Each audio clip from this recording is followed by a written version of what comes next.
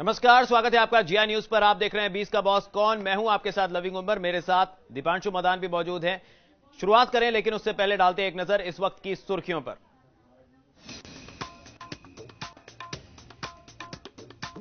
लोकसभा चुनाव की धार्मिक नगरी वाराणसी में बीजेपी कार्यकर्ताओं के हर हर मोदी के नारे पर विवाद शुरू। शंकराचार्य स्वामी स्वरूपानंद ने हर हर मोदी के नारे पर आपत्ति जताई।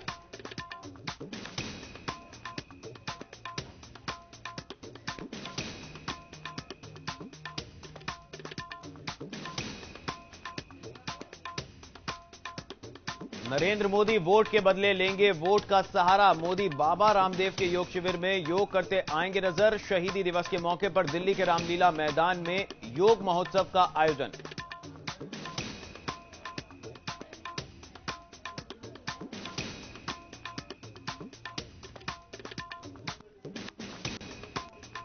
राजस्थान में इंडियन मुजाहिदीन के 4 आतंकी हुए गिरफ्तार। जयपुर और जोधपुर से हुई आतंकवादियों की गिरफ्तारी। आतंकियों के पास से कई किलो विस्फोटक हुआ बरामद।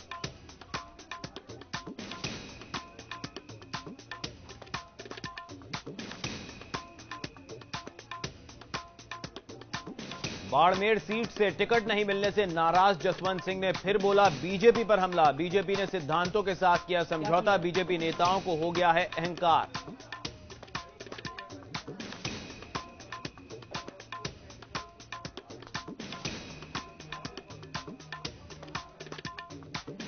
और टी20 विश्व कप में आज भारत का मुकाबला वेस्टइंडीज से। अपने पहले मैच में पाकिस्तान को शिकस्त देने से टीम इंडिया के हौसले होंगे बुलंद।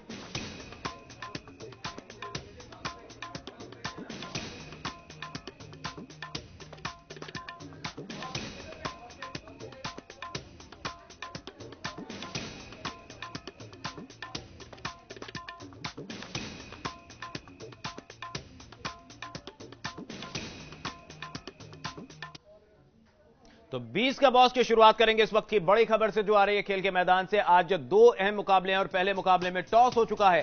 पाकिस्तान और ऑस्ट्रेलिया के मुकाबले में टॉस हो चुका है और पाक ऑस्ट्रेलिया के बीच टॉस में ऑस्ट्रेलिया ने टॉस जीत लिया है और पहले गेंदबाजी का फैसला किया है। तो पहले गेंदबाजी का फैसला लिया है ऑस्ट्रेलियन टीम ने। टॉस जीत लिया है तो यानी पाकिस्तानी टीम अब पहले बल्लेबाजी करने मैदान पर उतरेगी। तो इस वक्त की बड़ी खबर खेल के मैदान से। टी20 विश्व कप का आज मुकाबला ऑस्ट्रेलिया और पाकिस्तान के बीच। टॉस हो चुका है, टॉस मुकम्मल हो चुका है और पहले गेंदबाजी का फैसला किया है टॉस जीतकर ऑस्ट्रेलिया की टीम ने। तो आज 2 दिग्गज टीमों के मुकाबले होने हैं। पहला मुकाबला ऑस्ट्रेलिया और पाकिस्तान के बीच जिसमें टॉस हो चुका है और अब से कुछ देर बाद मुकाबला भी शुरू हो जाएगा। तो टॉस जीतकर ऑस्ट्रेलिया ने पहले गेंदबाजी का निर्णय लिया है। तो बड़ी खबर इस वक्त खेल के मैदान से। आज पाकिस्तान और ऑस्ट्रेलिया का मुकाबला और दूसरा मुकाबला भारत और वेस्टइंडीज के बीच होगा। तो पहले मुकाबले में टॉस हो चुका है। टॉस में ऑस्ट्रेलिया ने बाजी मारी और पहले गेंदबाजी का फैसला किया ऑस्ट्रेलिया की टीम ने।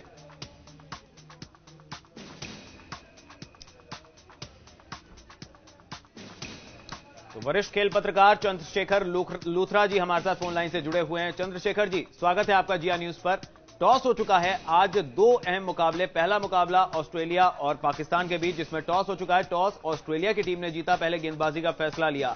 अब क्या स्ट्रैटेजी होगी दोनों ही टीमों की? देखिए, जब आप पहले गेंदबाजी कर रहे हो तो आपको इसका मतलब बहुत सिंपल है कि आपको अपने बल्लेबाजी पे बहुत भरोसा है, आप चेज करना चाहते हैं। और कहीं से भी, क्योंकि ऑस्ट्रेलिया की साइड हम जानते हैं ना केवल फेवरेट भी है, लेकिन ऑस्ट्रेलिया की साइड में जो अगर आप देखें तो सबसे ज्यादा ऑलराउंडर्स आपको दिखेंगे। उनके कप्तान चाहे बेली हो, चाहे उनके बाकी के, एक शेन वॉर्नर बहुत ही अच्छे जो ऊपर खेलने वाले हैं, शेन मार्च बहुत अच्छे खेलने वाले हैं। तो ऐसे में उनका टारगेट यही रहेगा कि आप 150 के आसपास इन्हें समेटें और उसके बाद कंडीशंस का फायदा लेते हुए, क्योंकि बाद में भी खेलने में कोई ड्यू फैक्टर यहाँ नहीं आने वाला, क्योंकि 20-20 ओवर का मैच है और दिन का मैच है। इन्हें क्या निकाले जा सकते हैं, क्योंकि टॉस जीतकर पहले गेंदबाजी का फैसला किया है। अमूमन देखा यह जाता है कि जब दिन का मैच होता है तो टॉस जीतकर कोई भी कप्तान बल्लेबाजी के लिए जा रहा है आजकल टी20 में, और शाम का वही मुकाबला होता है क्योंकि ड्यू फैक्टर इसमें आ जाता है, तो फिर कहीं ना कहीं गेंदबाजी के लिए ड्रैग ऑन हो जाते हैं, ड्रिफ्ट हो जाते हैं। मगर पहले ही मैच में सुबह दोपहर वाला जो मैच है इसमें ड्यू फैक्टर भी नहीं है, फिर भी गेंदबाजी क्या मायने निकालेंगे? उसका बहुत सिंपल मायना ये है कि उनको अपनी गेंदबाजी पे भरोसा है। ऐसा नहीं है कि उनको गेंदबाजी पे बिल्कुल भरोसा नहीं है। नॉर्मली लोग क्या करते हैं कि आप पहले बैटिंग करेंगे, इसलिए आपकी बैटिंग स्ट्रांग है, आप लंबा स्कोर कीजिए और फिर अपने बॉलर्स को एक पोजीशन दीजिए। यहाँ ऑस्ट्रेलियन टीम में इसीलिए बात कर रहा था कि इनके पास बहुत अच्छे ऑलराउंडर्स हैं। तो जब आपके पास अच्छे ऑलराउंडर्स है, अच्छा बॉलिंग अटैक है, तो आपको कोई डरने की जरूरत नहीं है। आप उनको पहले कह सकते हैं रिस्ट्रिक्ट कीजिए, 130, 40, 50 जितने पे भी रिस्ट्रिक्ट कर सके। उस दिन से उन्होंने देखा भी होगा इंडिया के अगेंस्ट जो पाकिस्तान का मैच था कि पाकिस्तान शुरू में खेलकर बहुत ज्यादा प्रेशर में ज्यादा रन नहीं कर पाया।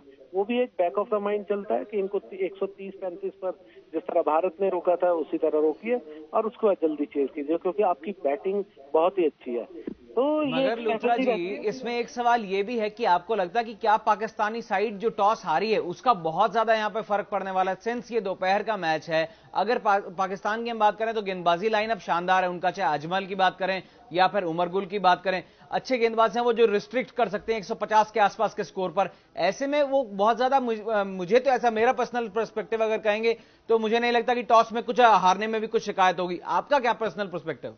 बिल्कुल, मुझे नहीं लगता कि पाकिस्तान अगर टॉस जीतता तो वो भी बैटिंग नहीं करते। तो ऐसे में उनको पहले बैटिंग में उतारा और उनकी जो स्ट्रेंथ है वो बॉलिंग है। उनका जो एक, अगर वो जीत सकते हैं तो अपनी बॉलिंग के दम पर जीत सकते हैं। तो ऐसे में बहुत अच्छा होगा अगर आप 150 प्लस स्कोर कर सके और 160 तक पहुंच सके तो विनिंग टोटल हो सकता है। क्योंकि आपकी बॉलिंग, अजमल हो, हफीज हो, चाहे उमर गुल हो, ये सभी लोग आपके जो बॉलर हैं ये रिस्ट्रिक्ट करने में आपको कामयाब हो सकते हैं, प्रोवाइडेड आप इंडिया के साथ जो फॉल्टर की थी आपकी बैटिंग वो ना हो। अगर आप 130-35 वाला टारगेट देंगे तो देखिए बचना मुश्किल है। अगर आप यही 150, 55, 60 का टारगेट देंगे तो आपके बॉलर्स में इतनी कैपेबिलिटी है कि आराम से उनको रोक सकते हैं।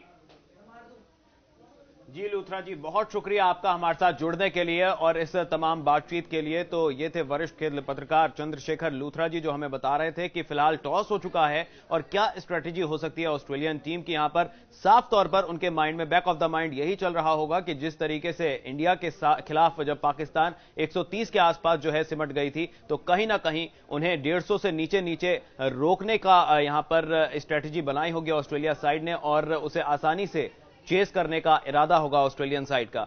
चलिए बढ़ेंगे आगे। T20 वर्ल्ड कप में आज टकराएंगी दो दिग्गज टीमें, एक और ऑस्ट्रेलियाई क्रिकेट टीम तो दूसरी ओर पाकिस्तान की टीम होगी। ऑस्ट्रेलियाई टीम अपना पहला सुपर 10 मैच खेलेगी, जबकि पाकिस्तान का यह दूसरा मैच होगा। पाकिस्तानी टीम अपने पहले मैच में भारत के हाथों हार झेल चुकी है। इस फटाफट क्रिकेट टूर्नामेंट में ये दोनों टीमें मीरपुर के शेरे बांग्ला स्टेडियम में आमने सामने होंगी। दोनों टीमों के पास विश्व के बेहतरीन खिलाड़ी मौजूद हैं जो मैच विनर साबित हो सकते हैं। पाक के पास मोहम्मद हफीज, ऑलराउंडर शाहिद आफरीदी, कामरान अकमल, शोएब मलिक, उमर गुल, बिलावल भट्टी जैसे शानदार खिलाड़ी मौजूद हैं। तो वहीं कंगारू टीम के पास Brad Hogg, David Warner, Shane Watson, George Bailey, Aaron Finch, Mitchell Starc जैसे खिलाड़ी टीम में शामिल हैं। अब यह देखना वाकई दिलचस्प होगा कि कौन किस पर भारी पड़ेगा और बाजी किसके हाथ लगेगी। हालांकि टॉस में बाजी ऑस्ट्रेलियाई साइड ने मारी है और पहले गेंदबाजी का फैसला किया है।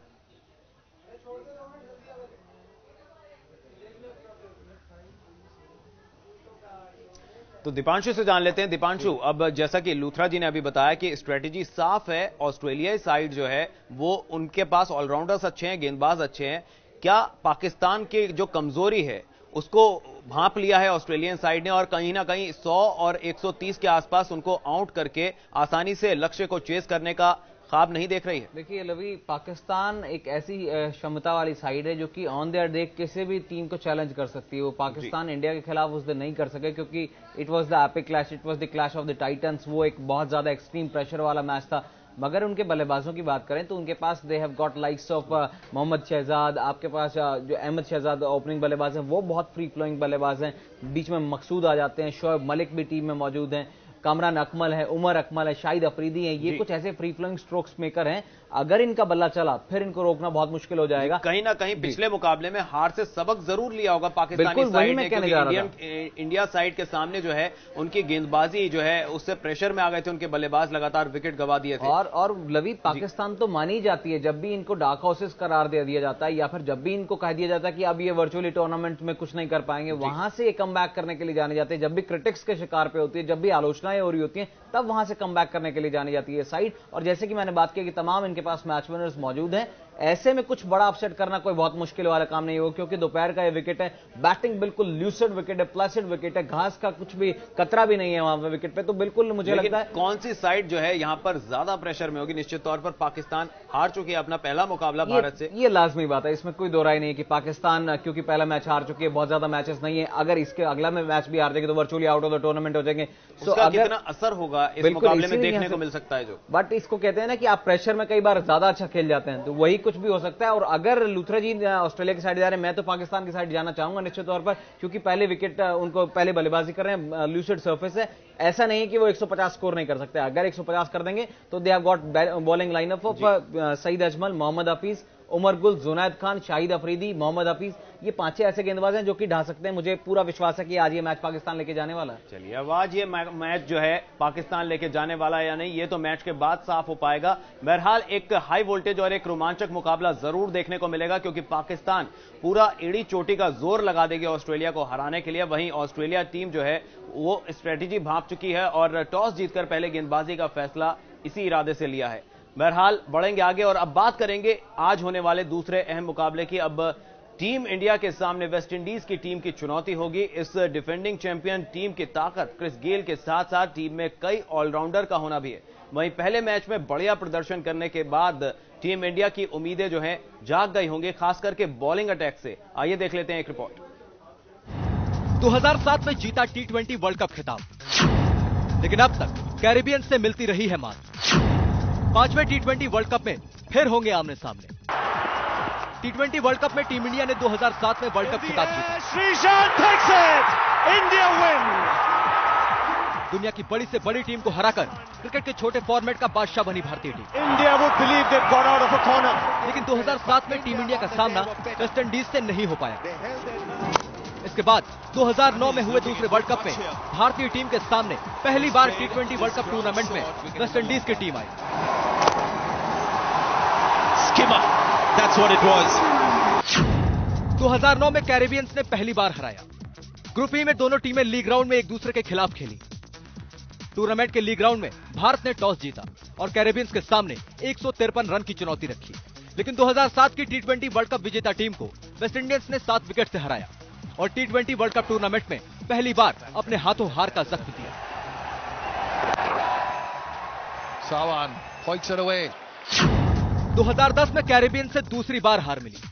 2010 में ग्रुप एफ में फिर से टीम इंडिया का सामना वेस्ट इंडीज से हुआ, लेकिन भारतीय टीम पिछली हार का बदला लेने में नाकाम रही।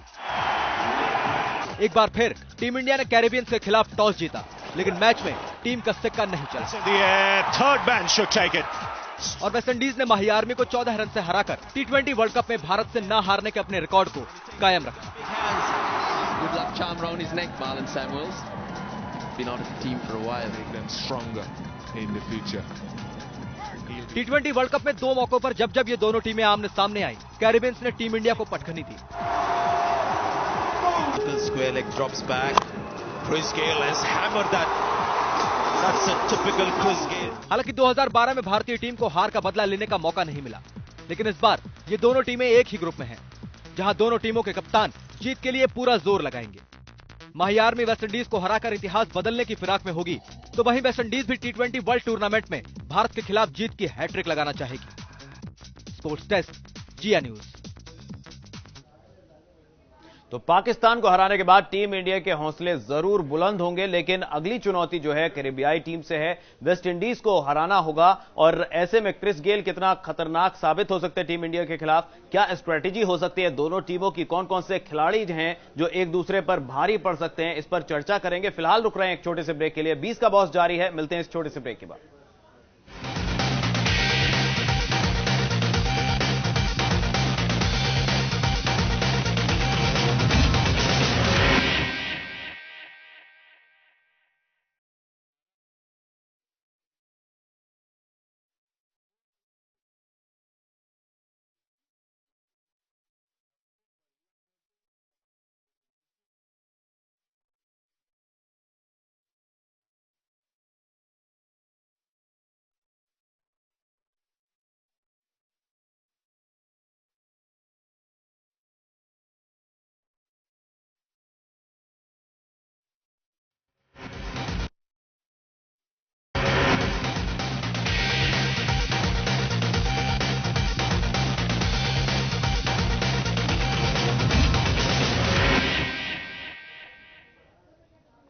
Welcome back after the break. आप देख रहे हैं जिया न्यूज पर 20 का बॉस कौन। आज बात हो रही है दो अहम मुकाबलों की। तो बात कर रहे थे इंडिया और वेस्टइंडीज की बड़ी चुनौती की। तो दोनों टीमों के बल्लेबाज पर आइए डाल लेते हैं एक नजर हमारी इस खास रिपोर्ट में।